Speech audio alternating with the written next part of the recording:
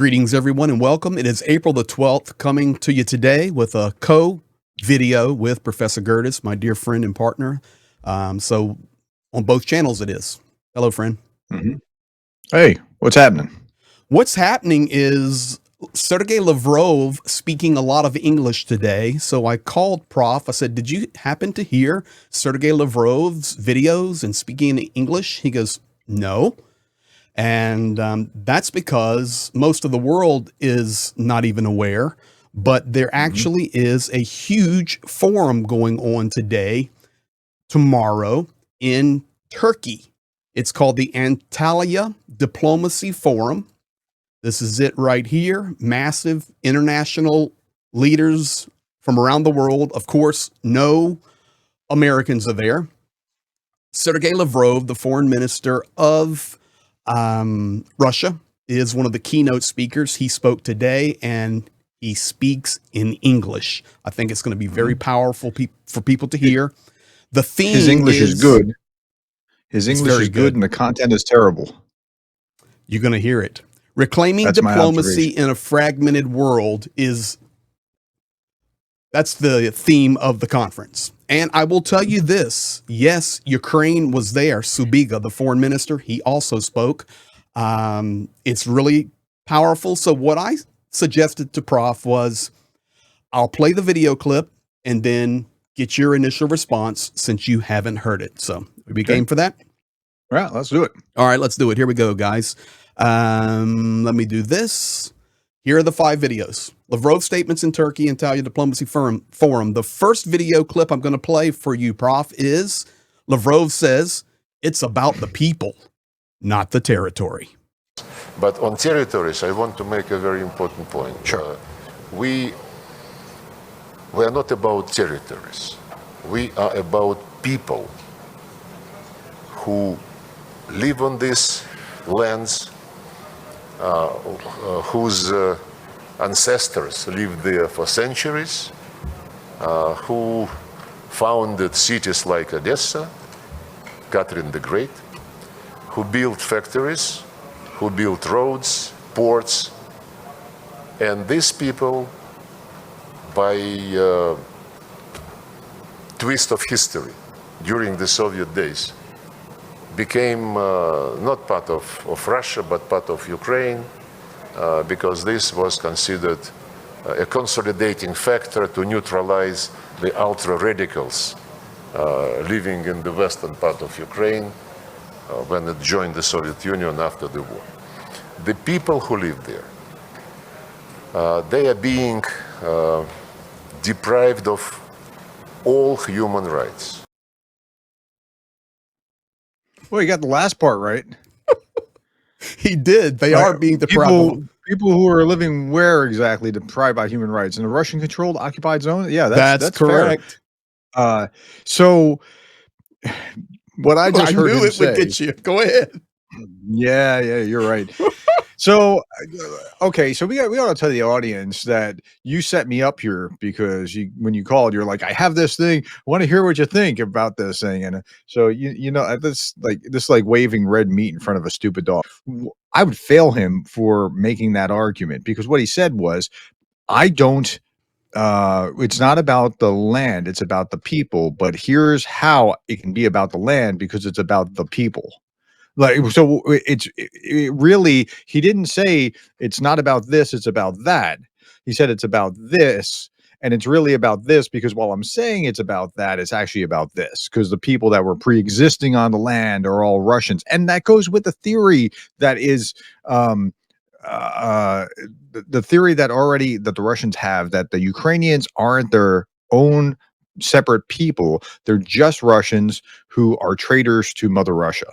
That's the way that they see them from everything I can detect in the Russian propaganda posts that I'm imbibed trying to understand what they're doing. Okay, I'm going to shut up now. You can shut up, but you see how the video just like, boom, how could he even say that? But he said it in twisted. English, and he said it today.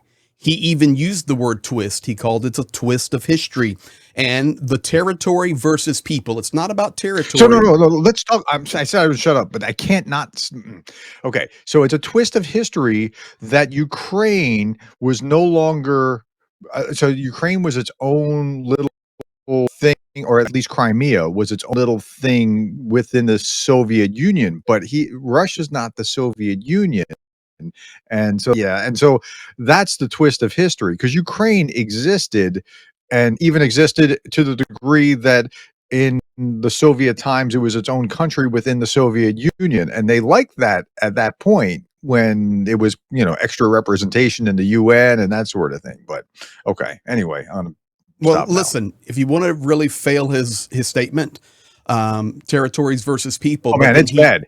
It's bad. It's deceptive and it's intended to be deceptive. I mean, like he knows how to manipulate the language in order to get He knows exactly what he's doing. But to destroy his argument about territories versus people, he then starts talking about territories because we have cities there. He specifically says Odessa. That is about territory. He says we have factories there. That's about territory. He says we have ports there. That's about territory, which last night, by the way, guys, was the first time Odessa, the port, has been hit since the Trump-Putin call. So all gloves are off, the twist of history. Okay, let's go to the next one. Yeah, it gets crazy. So now he's going to talk about root causes, and he even calls out Witkoff. Repeat again what I said then, and I repeated this publicly also. When we speak about eliminating root causes of any conflict, including Ukrainian conflict, this is the only way to resolve the problem and to establish long-lasting peace. Remove root causes. President Trump was the first and so far, I think, almost the only one among the Western leaders who repeatedly, with conviction, several times stated that it was a huge mistake to pull Ukraine into NATO. And this is one of the root causes which we quoted so many times. They also mention now another thing which related to the root causes, namely territorial issue. They publicly, including Steve Witkoff, they recognize that the territorial issues would have to be handled in the context of the long-lasting settlement. And this is the Americans. The Americans. So he goes right back to Witkoff. That is about yesterday when Witkoff confirmed with Putin that the fastest way to peace is to give away the 4 regions. The whole narrative is building, guys. Yeah. So he just went back to territory. In that clip. It was not about territory, but he went right back to territory. He went right. I don't even know which direction to attack here, because there's 3 things here. One, the second is like, okay, let's talk about NATO. What happened with NATO? It was after the Clinton administration, we were getting to the Bush administration, and George W. Bush is like, yeah, you know what? I mean, this could be on the table. And it was the Germans largely, and somewhat the French, that kind of kept them out. Mostly the Germans. Angela Merkel was really the cause, because she has this like soft spot for the Russians for some bizarre reason I don't quite fully comprehend, because I think she grew up in East Germany, if I'm not mistaken. And so it's almost like Stockholm syndrome. At any rate, so they blocked it there. And so, okay, and Trump understood that they shouldn't be part of it. What gives Russia the right to have a veto over who's in NATO? Like that's the first part. But if you're going to get to the root cause, he's going to answer like that. The root cause is Russian imperialism. I mean, that's what it really amounts to, not this whole thing about NATO or whatever. Like a defensive alliance, I get it. You don't want them on your border, but you could have treated them nicer, and then they wouldn't be running away. Like this is what every one of these NATO countries voluntarily ran away from, because they could have rejoined a Soviet-ish kind of bloc, and they said, you know what, safer over here. So, okay. Your question is going to be answered right now by Sergei Lavrov. Because now he says it's because the world misunderstands Russia. When you come to somebody's region. You should respect the views of the regionals, of the region, and host countries, if you wish, and not impose your rules like our European and British colleagues are running all over the world. It used to be also Biden administration involved in this, running all over the world saying, don't trade with Russia, don't sell to Russia, don't buy from Russia, don't meet with Russia. I know because those are the facts. And this is not multipolarity. This is obsession with your global role, which you invented yourself and which worked during colonialism, during post-colonial times for some period. But now there is a second awakening of the global South. Second awakening of the global South. That's your answer. The world, Okay, so different world. The only thing I really want to talk about there is he loves talking about colonialism and how the West was colonial and that sort of thing. You know, your colonialism, look at a map of Russia and you can see your colonialism year over year as you've expanded by colonizing your neighbors. The only difference is you were lazy. You didn't go somewhere else to colonize. You would just, who's next door? Well, Exactly. now it's Ukraine. Just expanded. So, okay, what do you think of that? A lot of the talk that's been going on in regard to the tariffs from the Trump administration, and we're not talking about that, but there's been talk that one of the goals is to drive division between China and Russia. So today, this is the best case scenario. Best case right? scenario. That would be what's motivating Trump is a best case scenario. That would be, yeah. I don't know that it is. I don't know that he's thinking that deeply. But I can't say he's not. Correct. I'm not in his head. That's what they're saying out there. Okay. Well, this will divide China and Russia. So the question was asked point blank to Sergei Lavrov today. Can a wedge be driven between China and Russia? In none of our contacts with the Americans, in none, be it phone conversation, be it meeting in person, this issue was never raised or even hinted upon. Never. And I think that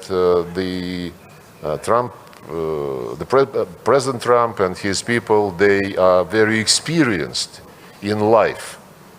And when you understand life, it's much easier to do politics. And since he understands life, I believe those who understand life, they would never even think about trying to drive a wedge between Russia and China. There you have it. Okay. That's a no true Scotsman fallacy that he's using. That no true Scotsman would ever believe this, or if you really are something, you wouldn't do that. It's a weird way of arguing, but it's why? But you why see the would, viewpoint. You see But the hold on, viewpoint. why would the Trump administration raise that in talking to them? If you're really trying to drive a wedge between Russia and China, would you be like, hey, guys, what we really want to do is drive a wedge between you and your allies? Would you do that? I mean, it seems kind of not. absurd. Yeah. But I'm trying to demonstrate to the world all the time about language. You see, we do not have American politicians and negotiators that can go and sit at a table and start speaking in fluent Russian. Pretty much everybody on the Putin team, all of them, can speak extremely good English and go right into it, make narratives, get on the big forums, get on the TVs. That is the foreign minister of Russia at the huge forum today. It's global, spewing this in English. The world is hearing it. It was played Russian times all over the world. So the message goes out is the point. And what he's doing, he's glorifying the Trump administration. And at the same time, providing the information that it's the Trump administration that's working very well because they understand life. You know, Biden, they didn't know nothing. Yeah. They understand life. Witkoff's a good guy. They understand root causes. It works, this plan. Whether the theories are right, whether the arguments are right, they have the platform and they use it in English, man, powerfully. Yeah, in politics, they call this being on message, and they'll Yes. say, "What do you think about the economic package?" Well, you know, and you, if you're on message and you want to talk about, say, the military, and the economic package is useful because it supports the military, and the military has to be prioritized because blah blah blah blah blah. Because the military, right? That's being on message. It's answering the question the way that you wanted to focus everything back to that message. And Lavrov, to his credit, does that well, but that's because he's been there for what, 20, He's an 30 years or expert. something like that. Yeah. Unfortunately for me, and I'll just throw this in here, and then we're going to go to the big one you said about NATO earlier. He speaks about NATO. For me, it's disappointing, just personally, that Sergei Lavrov can get this type of platform, speak in English, spew the Russian narrative, show that the Russian narrative and the American team is kind of lining up the way he's working his words. And our equivalent, Marco Rubio, I don't know where he's at and what he's doing. Yeah, and we have, I talked about this in my 5 big I know stories. it. Is it the email? Yes, it's a disaster. I mean, Listen, the tweet. Yeah. this is bad for the U.S., man, because Lavrov is there. He's going the English. He's on point. He's on narrative. And we have Witkoff 4 hours yesterday confirming that Putin's right and the best thing to do is give away territory. And the mineral deals negotiations are going down the toilet as of right now. So, and Lavrov just spewing. Now, you asked the question, or you were making some statements about NATO. Here he is, 2 clips on NATO back to back. It is not against anybody. It is not against NATO. I think the biggest enemy of NATO is NATO itself and those who were trying to use it to dominate in violation of their own pledges in OSCE. But the fragmentation process, NATO should have been dissolved in the first place after the Soviet Union ceased to exist, after the Warsaw Treaty ceased to exist. You see, that's where he's taking it. Okay. What about the thought Write some NATO's things down biggest here. enemy is NATO? Yeah. Biggest enemy is itself.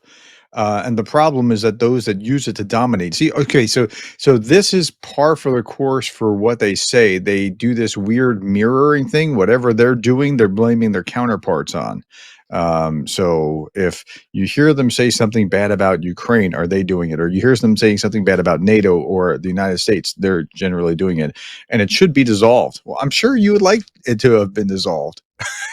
Like it's there to check for originally Soviet, now Russian aggression. It's not there because of the Austrians. Correct. Right? I mean, it's not there for the Swiss. Correct. It's there because of the Russians. And speaking about NATO, Subiga, the foreign minister of Ukraine, at the same meetings. Now, I'm pretty sure he was not in Lavrov's meeting. They just don't listen to each other. But Subiga did make a statement about Ukraine and NATO, and here it is, and we'll close out with this. As soon as I can find it here, right there. Ukraine's NATO membership shouldn't be off the table. It's about transatlantic security and our contribution. Ukraine now has 110 brigades with daily combat experience. This will be a real asset to future transatlantic security. And by the way, the most cost-effective. There you go. So he gets the transactional thing in there for Donald Trump. Yeah, he's not wrong about that. He's not In fact, wrong at all. So, okay, there's a number of ways that you can come at this. The first is if you allow it to fall into Russians' hands. If you allow Ukraine to fall into Russia's hands and they mobilize Ukrainians and grab the tech that the Ukrainians have been able to use, NATO is in a really bad way. Like, I mean, the whole country, if the whole thing fell into it. Well, just look at the map. That's the first thing. Look If at you the map look at there. It's a lot of chunks. Go ahead. I'm just saying, Yeah. the connection to the Black Sea, that's the warm water. They want it. Lavrov talking himself today about Odessa. It connects them to the Transnistria in Moldova, which could fall in the New York Minute if Russia went over there up against that border. So maybe people don't realize it, but Ukraine geographically, it's a huge chunk of land, even compared to all of Europe. So to bring credence to your argument there. Yeah. And then the second part of that is like, if you're looking at how to bolster NATO on the cheap, like Ukraine being in it, that'd be huge. Now you've got a huge working army that is battle tested, knows what it's doing, right on the front line to defend I mean, like, how would you not do that from that perspective? Oh, because the Russians are going to be upset about it. Well, this is why they need to lose and then have no say in it. I mean, that's what I mean. If you just declare a ceasefire and everybody, okay, just everybody put down your weapons. Like, who's going to pay the reparations for all the damage that's been done? Europe, when Russia was the aggressor? I mean, I'm sure Lavrov would like that, but I mean, yeah, okay. Anyway, NATO being, when I first interviewed Starsky at the end of it, I said, so do you think that NATO should be allowed to join Ukraine? And he thought I said the opposite, which is what you would have expected me to say, and started answering that. No. Do you think NATO should be allowed to join Ukraine? And then he got it and like had a good laugh at it. But I mean, really, like Ukraine has proven itself over 3 years. When we're like, I remember in the first couple of days looking at this like, oh no, like, oh, this is going to go, oh no, what's going to happen here? And here we are, 1,100 and how many days later? Do you know? I mean, I'm not even sure where we are. Yeah, I can tell you exactly, but it's 1096 or 1097. I thought we were tipping 11. We're somewhere close to 11. Yeah, I'll tell you right now. So at any rate, all those days later, here we are, and they're not able. I mean, the amount of ground that Russia took last year was pitiful for all those casualties. So, go ahead. Wow. This is the air alarms right now, and it is day 1144. 1144. Okay, I thought it was 11 something. Yes. Yeah. I'll tell you, and so here's the other thing. Okay. First of all, about the NATO, about the military, and of course, Russia would want NATO to go away and Ukraine not to be a part of it. It's not just their talking point, but in reality, the superiority of Ukrainian soldiers' experience now to wage war in a real life situation. And it's not any longer just, artillery or a tank grouping or the innovation from drones is exactly right. Yeah. And no country on the planet, America included, other than Ukraine, and I'm sorry to say Russia, has the experience of drone warfare, electronic warfare. And I know everybody's trying to learn from Ukraine and learn from Russia, but they know things and are working on things the rest of the world doesn't even know about. Yep. And Chinese advisors on the ground to understand and learn lessons. Yeah, that's not going to be pretty. So you want NATO in that category, and like even in the 4 oblasts, like that are currently under Russian control, they're taking them and conscripting these men and pushing them like so. Yeah, Lugansk, Donetsk, Zaporizhia, and Kherson. Yeah, you don't want that to continue. So correct. So everybody this way, and of course Crimea as well. They're doing that. So it's a chunk. It's a huge chunk. It's a massive war. And right now, guys, we'll be keeping our eyes in this direction. Russia getting a little bit of steam up there in northern Sumy. We'll talk about that on a different video.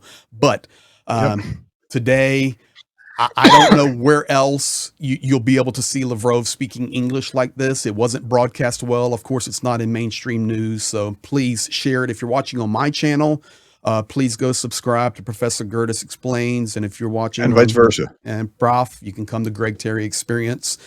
It was so funny. I received an email from a guy who's trying to connect me to some other guys. And he goes, "Hey, Greg, I watched this guy named Professor Gerdes. You probably should connect with him. You guys could do Yeah, some I get good that every stuff once in a together." while.